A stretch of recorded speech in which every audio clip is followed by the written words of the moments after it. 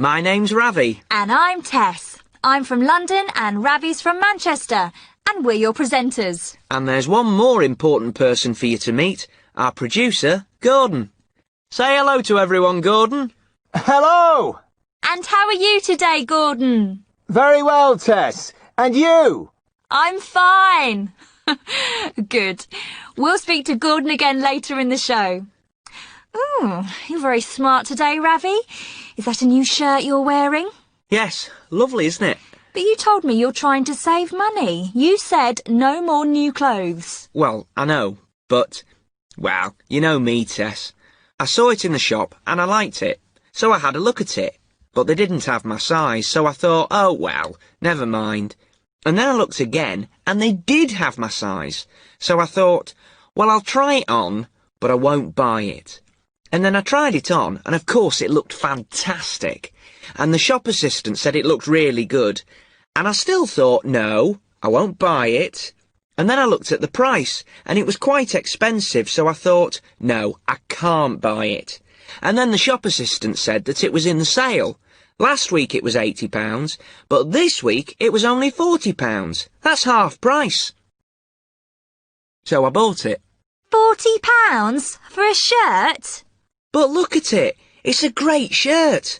We have to dress well now, Tess. We're celebrities. This is a podcast, Ravi. It isn't MTV. Nobody can see you. Ah, that's true. But I feel well dressed. That's the important thing. Now, let's move on to our I'd Like to Meet section. In this part of the podcast, we ask people a simple question. Which famous person, dead or alive, would you like to meet? And we ask them to explain why. And today on I'd Like to Meet, we've got Martin with us. Hello, Martin. Welcome to the podcast. Hello, Ravi. Hello, Tess. Hi, Martin. And where are you from? I'm from Glasgow, the biggest city in Scotland. But Glasgow isn't the capital city, is it? No, Edinburgh's the capital city, but Glasgow's a lot bigger. And we call it the shopping capital of Scotland. We've got great shops in Glasgow.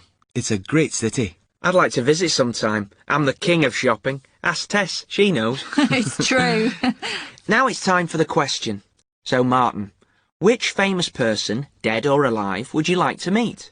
I'd like to meet Jonathan Ive. Jonathan Ive? I don't know who he is. Not very many people know his name. He's English, but he works for Apple, the computer company. He joined the company in 1992. He's a vice president now, I think, and he's the man who designed the iMac and the iPod. Wow! The man who invented the iPod? No, he didn't invent it. He's a designer. He designed it.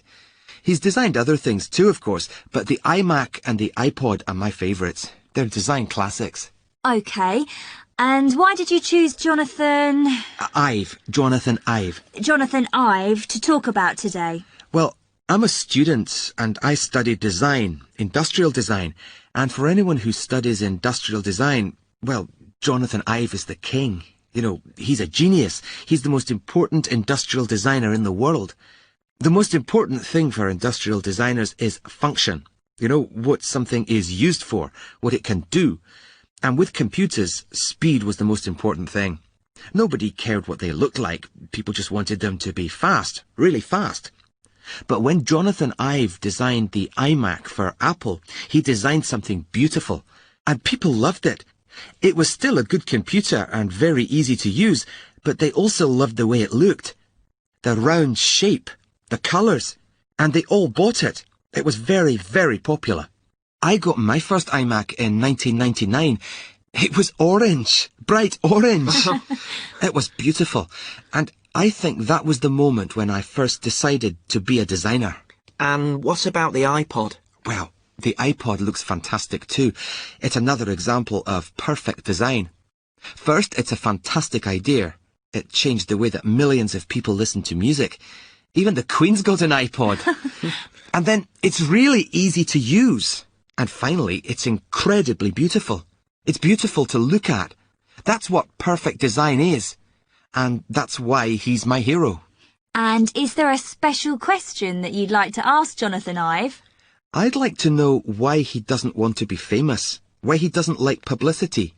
Perhaps he's shy, but he never talks about his personal life. He never goes to social events. You never see his picture in magazines. Everyone in the world knows the iMac and the iPod, but nobody knows the name Jonathan Ive. I suppose I'd like to ask him how he feels about that. Well, I've learnt something today. So have I. Thank you very much, Martin. You're welcome. I'd like to know what the Queen listens to on her iPod. Yeah. OK, now it's quiz time. Every week we'll have a little quiz to make you think. This week it's another 10-second quiz. It's very easy. We give you a topic and you give as many answers as you can in 10 seconds. For example, if we say things that are blue, you can write down the sky or the sea, as many words as you can think of in 10 seconds. Our two players today are Marina. Hello, Marina. Hello. And Ricky. Hi, Ricky. Hello. And could you tell us a little bit about yourselves? I'm Ricky. You know that. And I'm from Croydon, south of London. And I'm 17. And I'm Marina. I'm 16 and a half and I'm from Croydon too. We're at the same school. And now for the game. Do you both understand what to do? Yeah. OK, let's start. You've got 10 seconds to write down things that are yellow, OK? So, for example, you could say banana, OK? A banana is yellow. So, things that are yellow, go!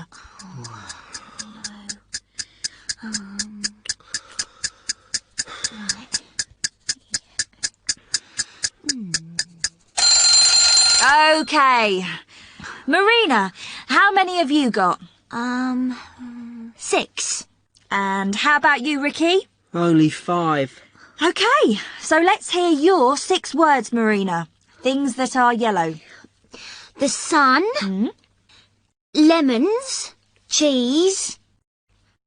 The moon. Sometimes. Butter. And my hair. Your hair? Can we allow that, Ravi? I think so. Her hair's blonde, I suppose that's yellow. Do you agree, Gordon? Yes? OK, you're the winner, Marina. Well done. Sorry, Ricky. Actually, yellow things is really difficult. Can you think of any more, Ravi? Well, when Marina said butter, I thought of margarine, but yes, a very difficult quiz. So, well done to both of you. But congratulations to Marina, our winner. Thanks, Tess. Bye. Bye. What's next, Tess? The next part of the podcast is called Our Person In. Every week we listen to people in interesting places all over the world tell us something about life in the country they're in. Today it's Bob Harrison's turn. Bob lives in South Africa and he's going to tell us about a very unusual musical instrument. Bob is our man in South Africa.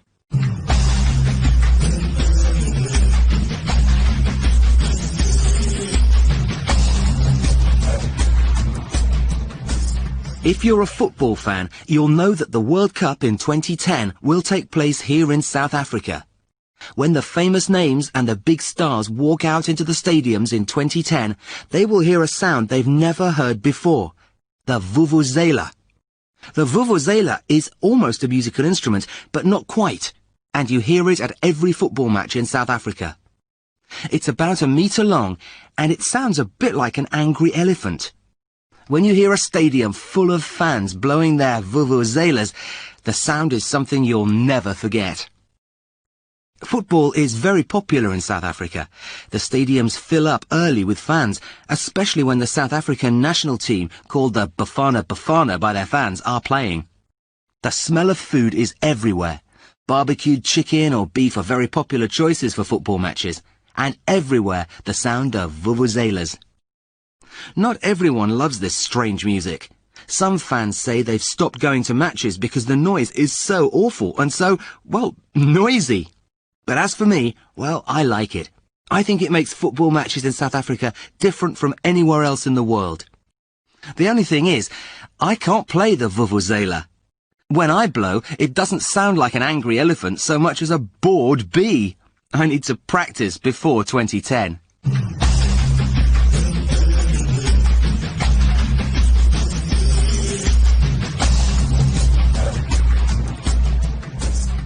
So, it will soon be World Cup time again, Ravi. Are you looking forward to it? You're a football fan, aren't you? Am I looking forward to it? I can't wait! And I'd love to go to South Africa to watch it. Those vuvuzelas sound amazing. And barbecued chicken. You'd better start saving your money then. What money? I haven't got any. Exactly. But you like my shirt, admit it.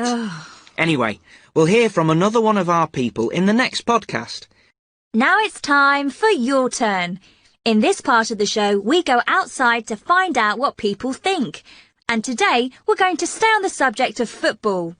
We've just heard about the World Cup in 2010. But how many people know about another World Cup in 2007? The Women's World Cup.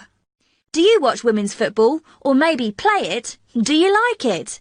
Is it better than men's football? Why don't more people watch or play women's football? Why is men's football so much more popular than women's football? So, here's the question for today. Why don't more people watch women's football? Good question, Tess. Why don't more people watch women's football? Let's listen to the answers. Well, I don't watch women's football because I don't like football, and that's that.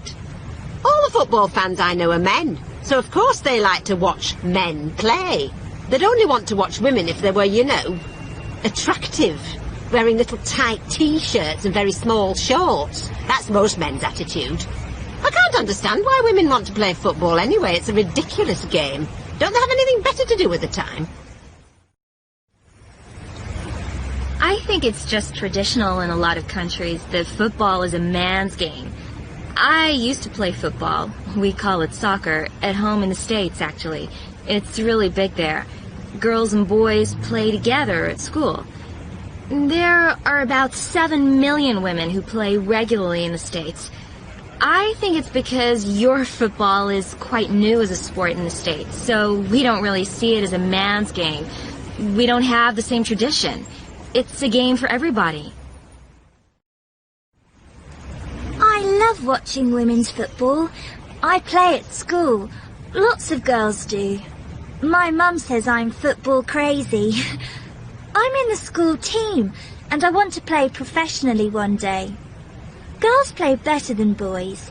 They don't lie down on the ground and cry and pretend they're hurt, and they don't argue with the referee all the time. And they aren't violent. They don't try to hurt each other. People don't watch it because they don't know about it. Lots of girls and women play football nowadays. The problem is getting people to pay to watch it.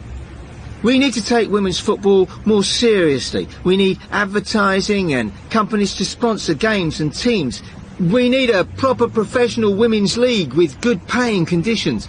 We need to see more games on television. Then people might be more interested. People don't watch it because it isn't very good. It's as simple as that. I've watched some women's football, and to be honest, they don't play very well. They're slower than men. They aren't as good technically. The games are boring. Men's football is good to watch. Women's isn't. Maybe that will change in the future, but at the moment, well, I certainly don't want to watch it. Interesting. What do you think, Ravi? Well, to be honest, I've never watched a women's football game, but now I think I will, just to see what it's like. Me too. I agree. OK, now it's time to meet Karolina again. Karolina is from Venezuela, and she's visiting Britain for the first time. It's a big adventure for her. She's going to live, study, and, she hopes, have a good time here in the UK. And we're going with her. In the last podcast, we listened to a conversation that Karolina had at Heathrow Airport in London. Do you remember what happened, Tess? Yep. She lost her luggage. She was waiting at the lost luggage desk to see if they could find it. That's right. Let's listen to what happened next.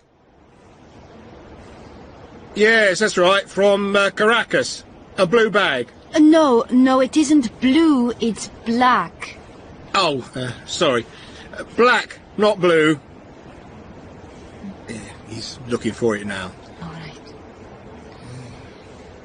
Yeah, that's the name. Yeah, that's right. Okay, thanks, Ben. Have you found it? Is it my bag? Yes, this is your lucky day. Oh. One of the baggage handlers is bringing it up now, so you can identify it. Oh, thank you so much. I have to get to King's Cross Station to get the train to Newcastle at 8 o'clock. How long does it take? Have I got enough time? By tube or train? Tube? I don't understand. The underground. You know, the metro. We call it the tube here. Yes, on the tube. Oh, you've got plenty of time. The tube takes about an hour. Probably less at this time of the evening. Don't worry, it's very easy to find the station. Just follow the signs. Here you are, love. One black bag from Caracas. Oh, yes, that's mine. Thank you. Could you sign your name here? And, Excuse me. Could you tell me which train goes to King's Cross Station, please? Piccadilly line, miss. The dark blue one on the map. Just follow the signs to the platform. You want an eastbound train. You're going east. And do I need to change trains? No, Heathrow and King's Cross are both on the Piccadilly line. You don't need to change. Thank you. Miss? Yeah? You need to buy a ticket first. You can't go into the station without a ticket. Oh, okay. The ticket machines are over there. Oh, thank you.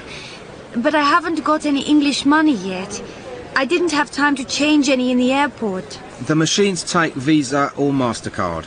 Oh, good. I've got a Visa card. Thank you. Then you just put your ticket into the slot to go through the turnstile over there. Right. Put your ticket in and you'll see a green light. Then you can go through. And look after your ticket, don't lose it. You'll need to put it into the slot again when you leave the tube station at King's Cross. Okay. Thank you for your help. So Karolina found her luggage in the end. Lucky girl. I lost a suitcase once and I had to wait 10 days to get it back. You? No clothes for 10 days? How did you live? I had to buy some new ones, of course. So it wasn't a completely terrible experience then? No, not really. Are you ready for me? OK, Gordon.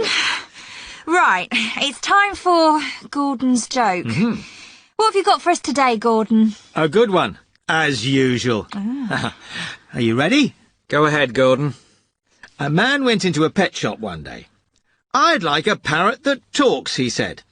The shop assistant said, "I'm sorry, sir, but you have to teach your parrot to speak."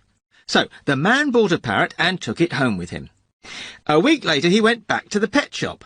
"My parrot still doesn't speak," he said. "Oh, really? Well, perhaps he's bored. You should buy this little swimming pool. He can have a swim, and then he might talk," explained the shop assistant. So he bought the swimming pool and went home. The next week the man came back again. "He's still not talking," he said. "Oh dear. Buy this mirror, he'll swim in the pool, get out and look at himself, then talk." So the man bought the mirror and went away. A week later he came back a final time. "My parrot is dead," he said. "Oh dear, I'm very sorry about that, sir, but tell me, before he died, did he say anything?" "Yes, he did, but only one thing." "Really? What was that?" "Give me food." Oh,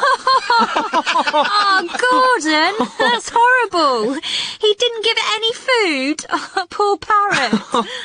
And that's the end of this part of the show. We're going now, but please don't go away.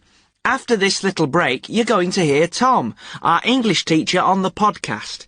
After every show, Tom talks about the language you heard and gives you ideas to help you learn. So stay with us, but I'll say goodbye now. See you next time. Bye. Hi, my name's Tom.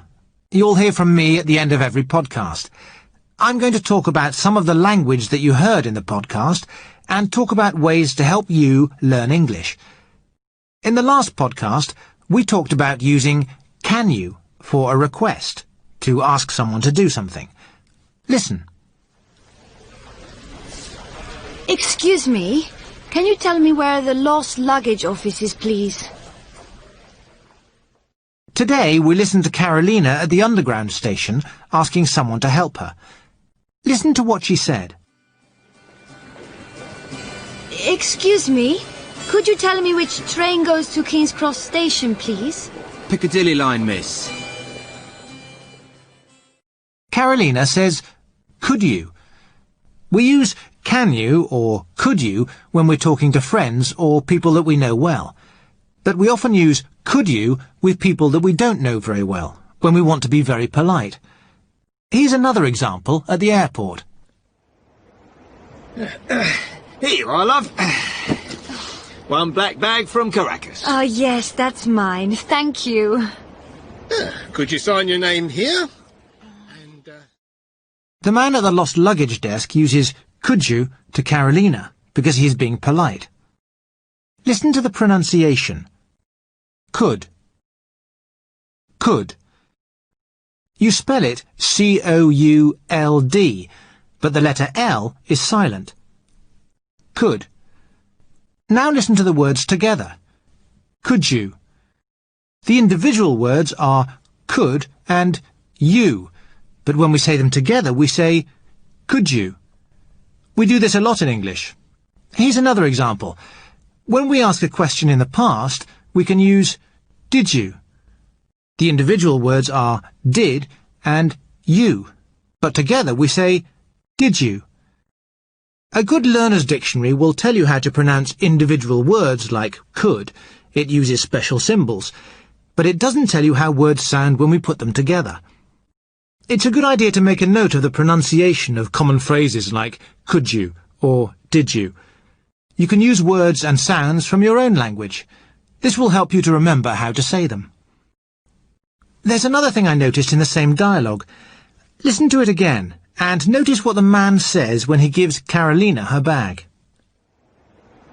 Here you are, love. One black bag from Caracas. Oh, yes, that's mine. Thank you. could you sign your name here?